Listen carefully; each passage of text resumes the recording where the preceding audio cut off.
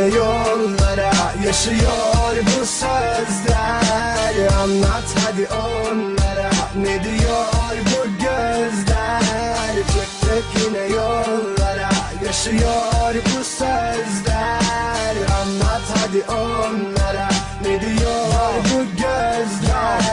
Yollar anlatır, her bedende farklı kavgası. Beni de ağlatır, yanmayan bu sokak lambası. Damgasıdır dik yokuş, şehre uzak bölgeler. Köşe başında 10 yaşında kimlik arıyor gölgeler. Doğmayan hayallerin, cehennemin tam ortası. Seni de korkutur mu olmayan hayat sigortası? İlgisiz bu devletin, bak ilgisiz konukları. Beşikten atlar uçuruma, varoşların umutları. Kapitalist beyinlerin zekasının bir sonucu bu. Dengesiz terazi düşman etti insanoğlunu. Ve sistem öyledir ki bedeni asgari çalıştırır. Öküzle servetiyle görgüsüz sidik yarıştırır.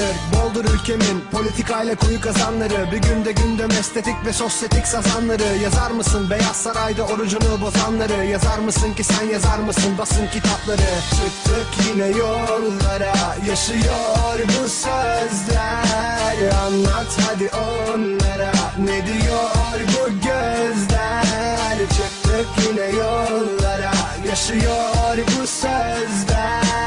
Anlat hadi onlara, ne diyor bu gözler? Kavgalar ve zor yaşam sebep geçim sıkıntısı. Bir iş bir evdi sadece mutluluk takıntısı. Sokaklarında büyüdüm hep, adımlarımla büyüdü rap. Ve yürüdüğümde sahnelerde belgesel gibiydi hep. Kulaklarımda senfoni, çocuk silah siren sesi. Dudaklarında bir küfür ki bak hayat fakültesi. Master'ım bu burjuva, sanatta gerçek arıyorsan. Gözlerinde cümle çok, yazma dilini biliyorsan. Kalbinizle yüzleşin, varsa bölsün uykunu. Çelik kapıyla korumalar, zekana denk çözüm bu mu? Ülkemizde sayenizde gelecek ol